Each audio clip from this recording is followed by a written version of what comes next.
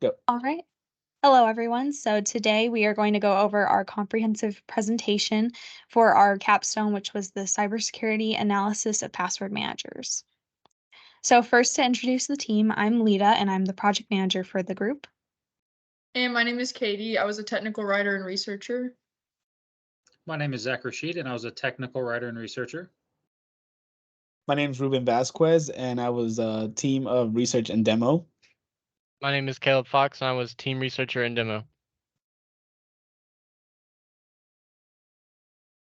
All right, so I will be going over the overview slide. So as a team of senior information technology students at Kennesaw State University, we are currently working on a capstone project analyzing the cybersecurity frameworks of popular password managers. Our goal is to identify potential exploits with a particular focus on Bitwarden and Google Chrome password managers due to their known vulnerabilities. We believe that secure password managers play a critical role in protecting sensitive data, information, and privacy from cyber attacks, especially given the ever-changing and increasingly complex security landscape. As seniors majoring in cyber operations security, some of us already have relevant careers in the IT field, and we're excited to apply our knowledge to this project. So we're going to go ahead and hand it over to Zach. No? Thank you, Ruben. Caleb.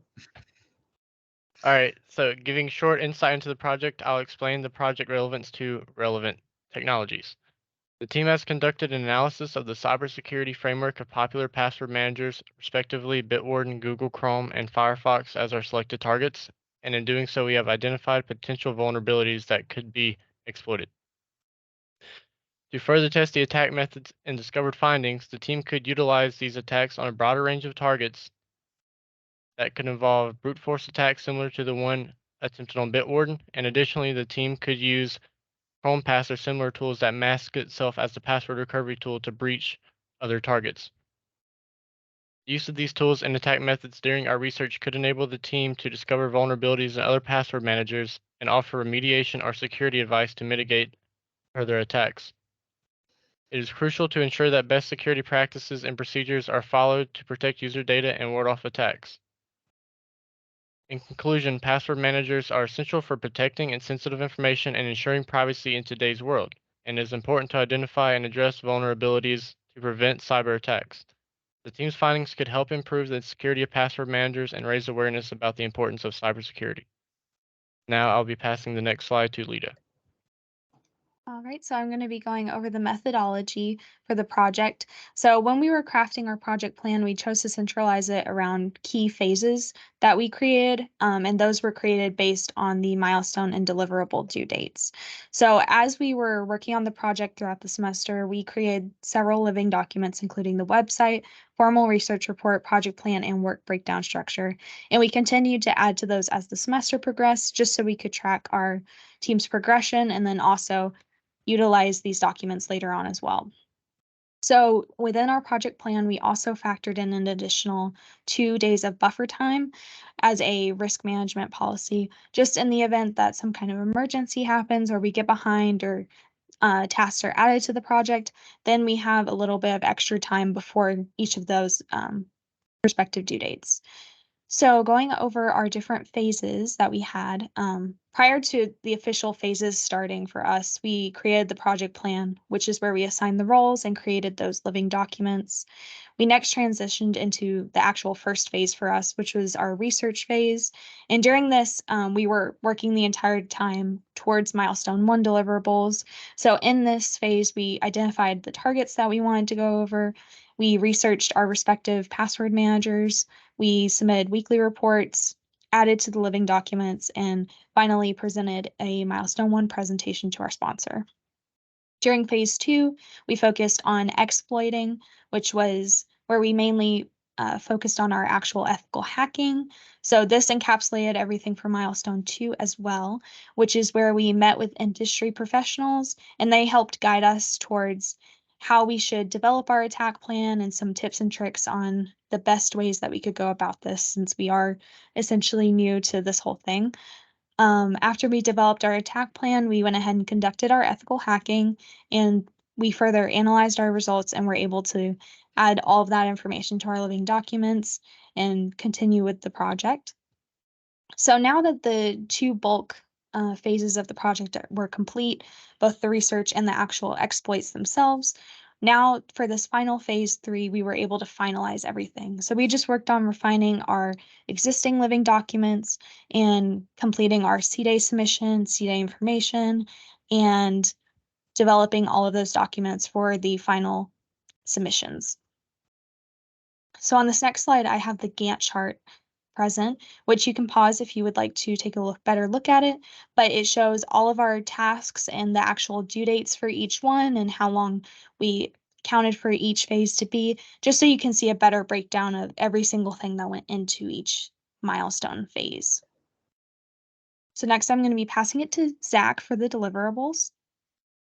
So for the deliverables, we had the main stages, which were the project plan, milestone 1, milestone 2, and the final presentation / C-Day submission. The project plan was where we assigned roles for the entire project. This is where we started the living documents like weekly reports, project plans, work breakdown structures, and our formal research report.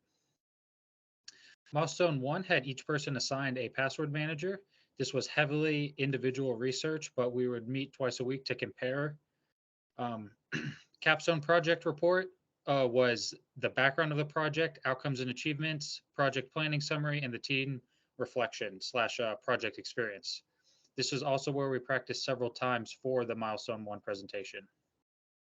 Milestone 2, the point of it was to set up environments and accounts for the attack, for things like brute force attack, cross-site scripting, and remote desktop access. This was also where we found our Chrome vulnerability, which was the user's password file stored locally. This was also where we updated the project planning website, and the project plan goes over a timeline of pretty much how we plan on doing everything. The final C-Day submission, which were the final deliverables, which was where we are now, was this final presentation, a formal research document, and an update on all the charts and other C-Day requirements.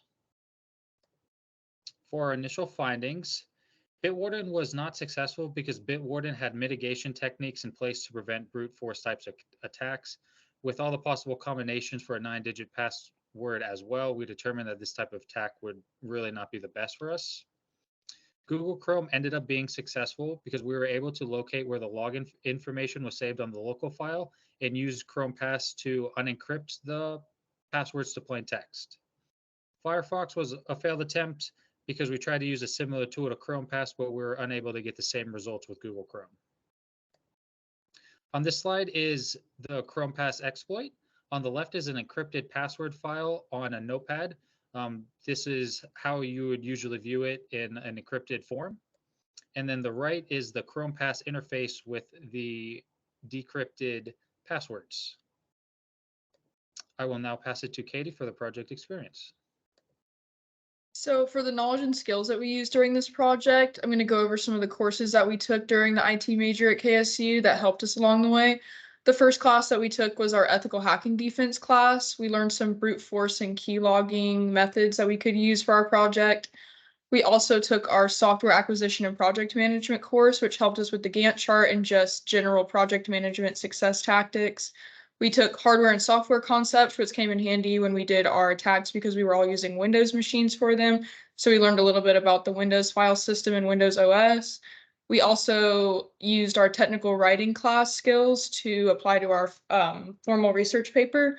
For the future of the project, if the project were to continue, the team or another team that would take over this project would be able to focus more time and research to the targets and their vulnerabilities to gain more technical knowledge. We are just students and we haven't had a lot of experience yet, especially with ethical hacking, which can be very complicated sometimes.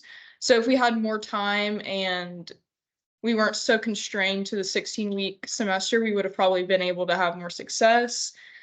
We also would have to explore different password managers that we did not include on this project. We only chose ours based on popularity, so we weren't able to possibly find a manager that we could have found more exploits for.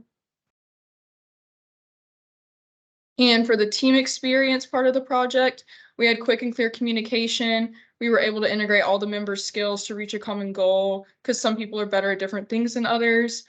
And we had flexibility amongst our group members' schedules to make sure that all of our things were delivered on time and were done to the best of our ability. For the project management experience, the tasks were assigned at the beginning and adjusted as needed.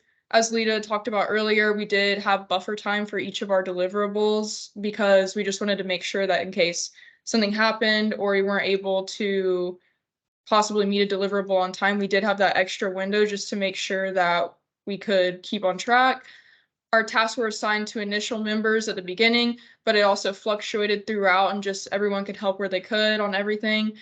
And the progress was tracked through weekly meetings, our weekly reports that we turned in, our GroupMe chat that we all used to communicate with each other, and through the Gantt chart that was updated throughout the project. And below, the members' roles and contributions are as follows.